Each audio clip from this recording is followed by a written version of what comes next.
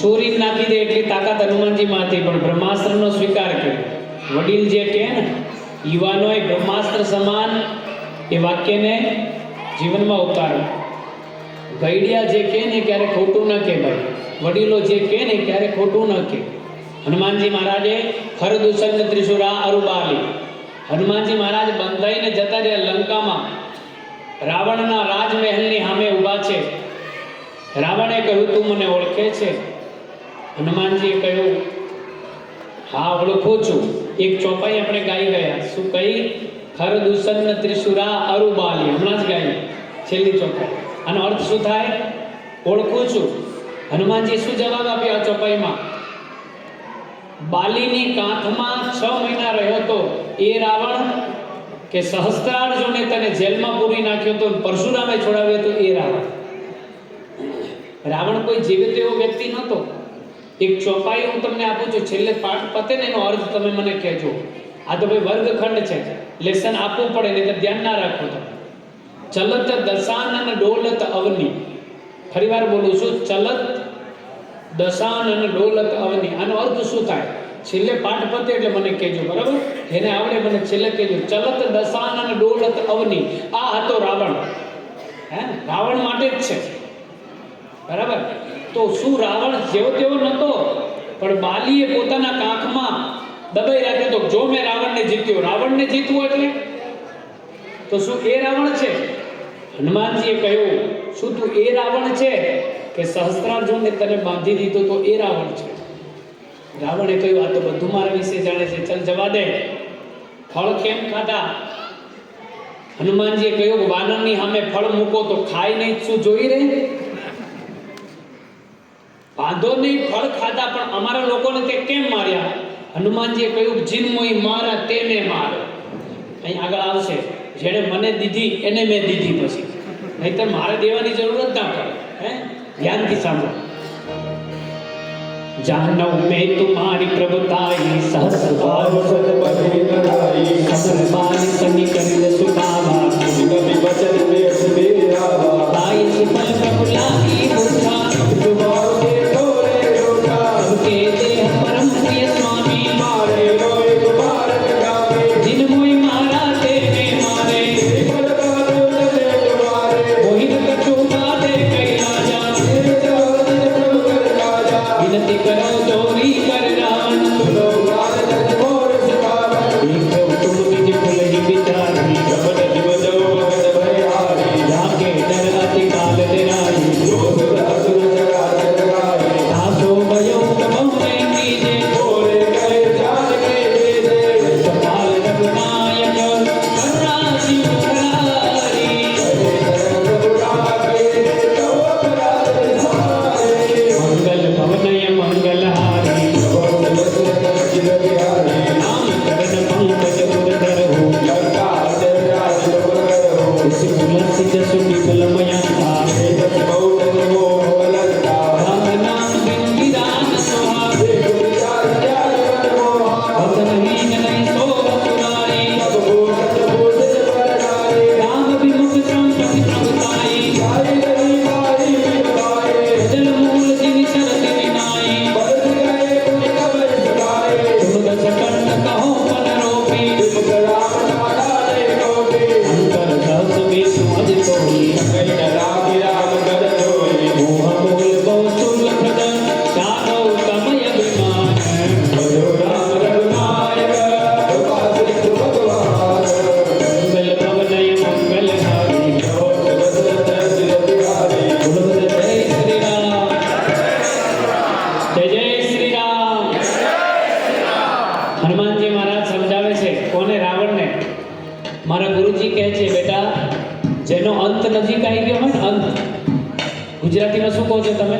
જેનું પત્તું પૂરું થઈ જવાનું હોય, જેનું પૂરું થઈ જવાનું હોય પિક્ચર,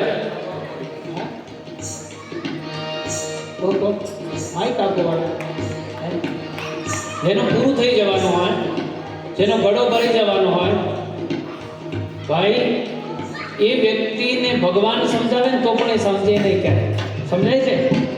એને સ્વયં ગુરુ નહીં, મિત્ર નહીં, પિતા નહીં, માતા નહીં, સ્વયં ભગવાન સમજાવે તો પણ એ વ્યક્તિ સમજી શકે નહીં, જેનો અંત નિકટ આવી ગયો હોય ભાઈ. રાવણને હનુમાનજી સમજાવે છે. રાવણ શું કહે છે ચોપાઈમાં? મિલા હમઈ કપી ગુરુ બળ જ્ઞાની. આ ચોપાઈ આવશે. હવે વાંદરાઓ અમારા ગુરુ થશે. બ્રહ્માજી પાસે અમે વરદાન માંગ્યું તો મને વાનર અને મનુષ્ય સિવાય કોઈ ના મારી શકે. વાંદરાઓ હવે અમને શીખવાડશે. આવું રાવણ કહે છે. જો જદપિ કહે કપિ અતિ હિતમાની ભગત વિદેહ કબીર વિદેહ ભોલા યતિ મહાયતિ માની મિલા હમઈ કપી ગુરુ બળ જ્ઞાની મૃત્યુ નિકટ આઈ કલ તોઈ લાગે સે અજબ કાવલ કોઈ ઉલ્ટા હોઈ કહે હનુમાના જગત તોડ જગત में जाना उन्हीं कभी वचन बहुत किसियाना बेबिना बहुत करताना कभी निकातर मान गाए सत्यवान करे चले चलवाए नाय शीश कर विनय होता देश विरोध मारे जोता दंड कछु करे गुजारी सबरे आनंद बलवारी सत्य बिहिस बोला सच कंधर अंग भक्त कर बरे नरकर के ममता पूछ परम समय कहो समझाए जय बोल पटवाद पुनि पावक देव गाए मंगल भवनय मंगल हारी हो दशरथ चिर बिहारी बोलो जय श्री राम. રાવણે કહ્યું કે વાંદરાને મારી નાખો. આ તો હામે ને હામું બોલે છે. આ જીવનમાં કોઈ મારા હામું નથી બોલ્યું. વિભીષણે કહ્યું વાનરને ન મરાય. લોભિયા પાસેથી રૂપિયો જતો રહે તો મૃત્યુ સમાન છે. ઇજ્જતદાર માણસ પાસેથી એની ઇજ્જત જતી રહે તો મૃત્યુ સમાન છે. અને વાનરની પૂંછ જતી રહે તો મૃત્યુ સમાન છે. આના પૂંછડાને બાળો ભાઈ. કોઈ લોભિયા પાસેથી રૂપિયો જતો રહે તો મૃત્યુ સમાન છે. એક વાર આ રીતે હું સત્સંગ કરતો તો એમાં એક બાપા પૈસા ભગવાને ઘણા દીધા પણ નીકળે નહીં. ખિસ્સામાં આમ હાથ નાખે, આપુક ના આપો, આપુક ના આપો. ખિસ્સામાં હાથ જાય ખરો, આમ ખિસ્સા બાજુ જોવે પાછી 20ની નોટ નીકળી, જોયું ઓહો તો મારાથી અલગ થાય છે, નથી આપી ચાલ. બોલો જય શ્રી રામ. પછી બાપા મેં તો એક નિયમ લઈ લો જીવનમાં, એક નિયમ લઈને જાઓ. તો બાપાએ કહ્યું કે ઘરે જઈ નિયમ લીધો. કયો? દીવો કરવા. રોજ ભગવાનની આગળ દીવો કરીશ. આવી એક મૂર્તિ હતી, દીવો કરીશ. પણ દીવો ક્યાં સુધી? જ્યાં સુધી પૂજા ચાલે ત્યાં સુધી દીવો કરીશ. પછી દીવો બંધ, ઓલવી નાખવાનો સાથે ફૂંક મારી. કેમ? બીજા દિવસે ઘી ચાલે. એમાં થયું એવું, એક દન બાપા પાસે ચાલીને જાય. લૂના રાખી હતી પણ લૂનામાં કેરોસીન પતી ગયું હતું, ચાલુ જ ના થયું. તો ચાલીને કે બાપા પૈસો ઘણો દીધો પણ કંજુસાઈ, કરકસર કરવી ભાઈ, કંજુસાઈ ન કરવી. એક આટલી હળી તમે ઉપર લઈ જશો ને એટલી વ્યવસ્થા નથી. એક હળી પણ રુદ્રાક્ષની માળા પહેરી હશે. છોકરા કહે છે કે રુદ્રાક્ષ તો ભલેરી બળવા નહીં હોય, પણ રુદ્રાક્ષમાં હોનું હોય તો ના બળવાય કે હોનું ના બળવા દે, તોડી નાખો કે. સમજાય છે ભાઈ? એક સ્થળી ભરી પણ ઉપર નહીં લઈ જઈ શકો. એના કરતાં જેટલું છે એટલું ભોગવો. પૂજ્ય મોરારી બાપુ પોતાની કથામાં પ્રવચનમાં કહે છે ધનની 3 ગતિ છે. એક રોગ, બીજી ભોગ અને ત્રીજી નાશ. આ 3 જ ગતિ છે ધનની. કોઈ તો રોગમાં જાય, બહુ ખાઓ, કોથળા જેવા થયા હોય, પચવાનું કંઈ હોય નહીં, એટલે ક્યાં જાય?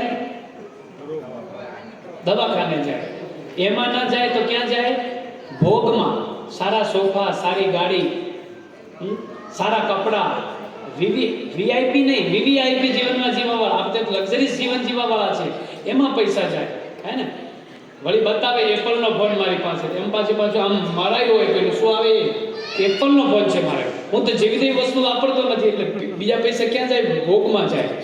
અને ત્રીજા સર્વનાશ. જો એમાંય ના જાય તો છેલ્લે કોર્ટમાં મૂકવા પડે પૈસા. સંપત્તિ માટે માણસો લડે. એટલે કહું છું, જીવનમાં સમય હોય, સત્તા હોય, સંપત્તિ હોય ત્યારે અવશ્ય દાન કરવું. જે વ્યક્તિએ દાન કર્યું છે એ ગરીબ નથી થયો, અને જેણે નથી કર્યું કરોડપતિ પણ નથી થયો સાહેબ. જે વ્યક્તિ દાન કરે છે ને એ જ વ્યક્તિ આગળ વધે છે. તમે, હું એમ નથી કહેતો દેવું કરીને દાન કરો. 100 રૂપિયા કમાઓ, એમાંથી ખાલી 10 રૂપિયા વાપરો, અને પછી જો એ 90 રૂપિયા કઈ જગ્યાએ નખાય છે, 90 છે ને એ 90,000 ને ખેંચી લાવશે સાહેબ. પણ યોગ્ય જગ્યાએ કરેલું દાન. ભાઈ બાપા ગયા ઘરે, દીવો ઓલવવાનું ભૂલી ગયા. 4 કિલોમીટર ચાલીને દુકાને પહોંચ્યા, યાદ આવ્યું 2 કિલોમીટરે, અરે પેલો દીવો તો ઓલવવાનું ભૂલી ગયો. બાપા ફટાફટ દોડતા દોડતા આવ્યા, કેમ કે જેટલો ધીમે ચાલીશ એટલું ઘી વધારે બળશે. દોડતા દોડતા બાપા આયા ને પત્નીને કહ્યું, એ ખોલો ખોલો ખોલો, દીવો લો. અને ભૂલી ગયો. પત્નીએ કહ્યું, અરે મારા ભગવાન, એમાં હું આભ તૂટી પડવાના હતા. તો એને કહ્યું, તને ખબર છે 50 ગ્રામ ઘી બળી જાત, 3 દિવસ ઘી ચાલત. તો બાએ કહ્યું કે આટલો બધો હિસાબ રાખો છો, તો જે ચંપલ પહેરીને આયા એના તળિયાનો હિસાબ ના રાખ્યો. એને કહ્યું, ચંપલ માથે મૂકી દીધા ને દોડતો આવ્યો છું. શું કર્યું? ચંપલ માથે મૂકી દીધા છે ને દોડતો આવ્યો છું. આવા કંજુસિયાના પૈસા પણ વિશાળ કહે છે, મહારાજ લોભિયા પાસેથી રૂપિયો જાય તો મૃત્યુ સમાન છે. ઇજ્જતદાર માણસની ઇજ્જત જાય. ભાઈ, જે વડીલ સમાજમાં કામ કરી, જે વડીલ પોતાનો સમય, આ દુનિયામાં સૌથી મોંઘી વસ્તુ છે સમય. વડીલો, તમે સમયનું દાન આપો છો ને, એ સૌથી મોટું દાન છે. કોઈ સંસ્થાને ચલાવી હોય ને તો સમયનું દાન માંગે છે. એ સમય, એ ભોગ, એ ઘસારો તમે બેઠો છો ને ત્યારે તમને 4 જણા ઓળખે છે. હનુમાનજી બોલો, જય શ્રી રામ. તો કે આ વાનરની શું કાપી નાખો? પૂંછ. હવે પૂંછ માટે શું કરે છે? લંકામાં જેટલા ગાભા હતા બધા લાયા, બધા વેટ્યા. હનુમાનજીએ પૂંછ લાંબી કરતા ગયા. હવે તો ગાભું ન રહ્યું, ઘી ન રહ્યું, તેલે ન રહ્યું. પછી તો ઢોલ વાળા લાયા, ઢોલ વગાડ્યો. પૂછહીન માન તહ જાને તબ જનિક ના ઢૂંઢે આજી जिनके किनिय समो बड़ाई वचन सुनत कपि मन मुस्काना साधु गान सुमिरावन बचना रान नगर दसन बुध केला कौ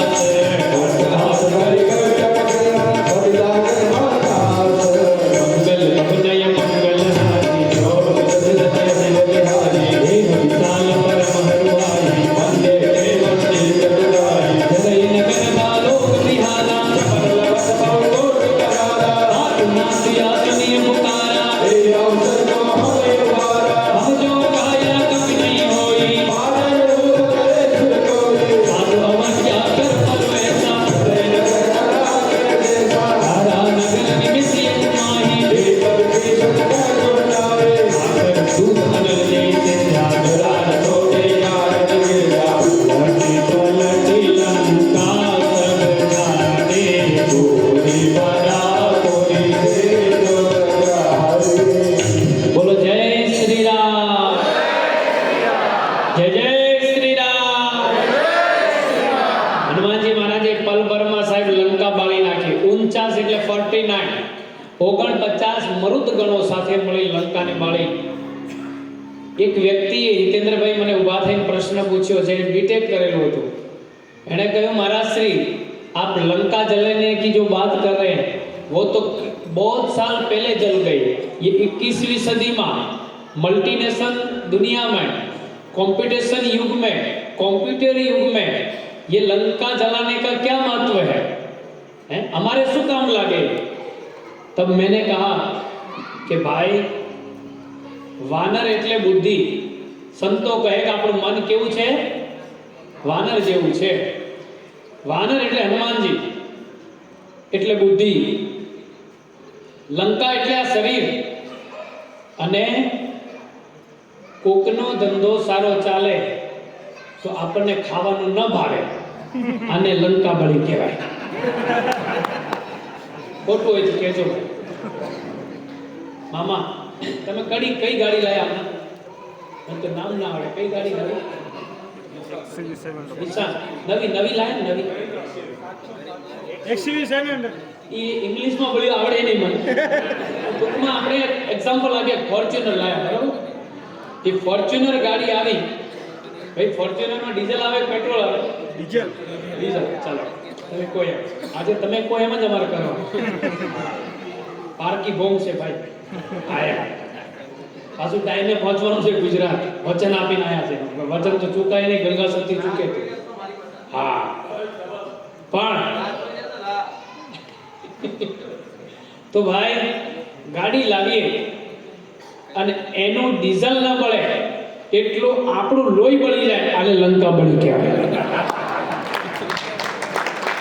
આપણા સમાજનો દીકરો આગળ વધે છે એમાં તકલીફ હું છે ભાઈ. સુંદરકાંડમાં વાંચવું મહત્વ છે, પાઠ પૂરો કરવો મહત્વ છે, પણ સૌથી વધારે આ મહત્વ છે કે આપણે બળતરા ઓછી કરીએ. પાડોશ, હવે તમારું કેવું બેન?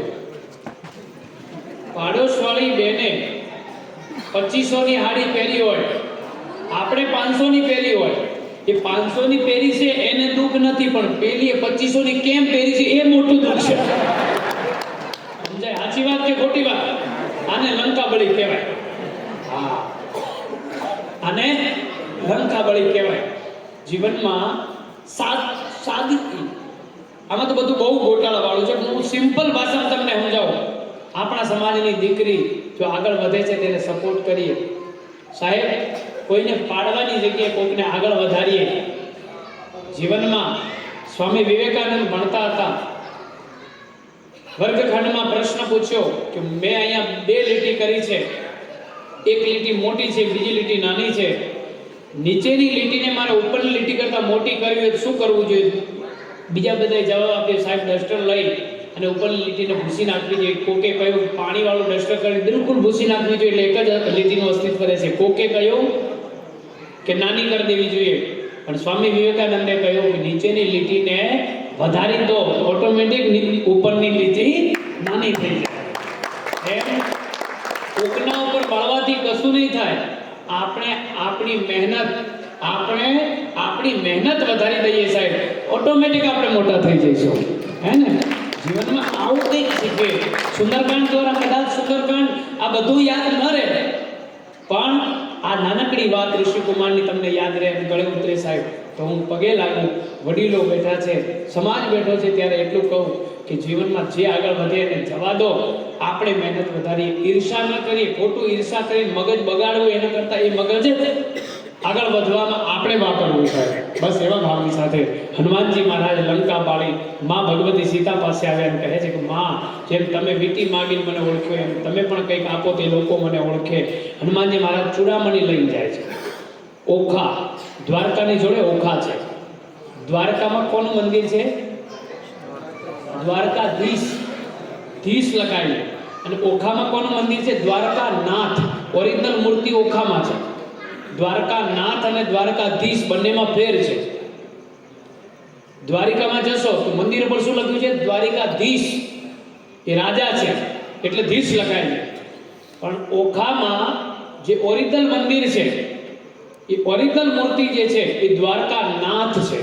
રૂકમણીનો નાથ એટલે દ્વારકાનાથ, એ ઓખામાં છે.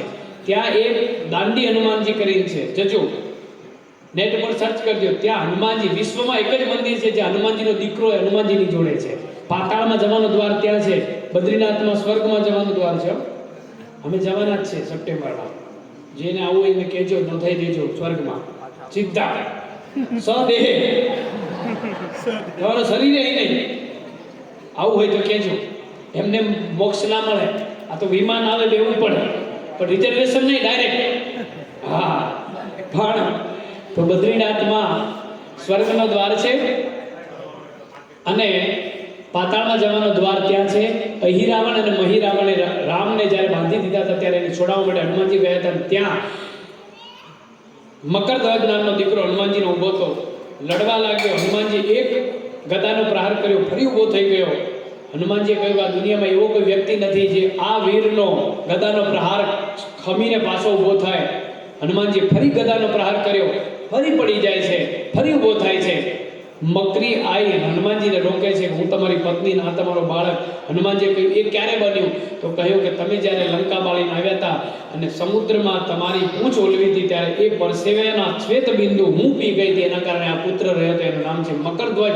આજે પણ મકરધ્વજનું મંદિર, હનુમાનજી અને મકરધ્વજ, દાંડી હનુમાન ઓખાની જોડે એક બંદર ઉપર આવેલું છે. ચારે બાજુ પાણી છે, વચમાં એક બંદર છે, ત્યાં દાંડી હનુમાન છે. ક્યારેક જજો દર્શન કરવા, દ્વારકા જાઓ તો ચોક્કસ દર્શન કરજો. તો ભાઈ હનુમાનજી મહારાજ અહીંયાથી નીકળે છે. 35મા દ્વાર સુધી અખંડ રહેશે પાઠ. મારી સાથે જોડાજો.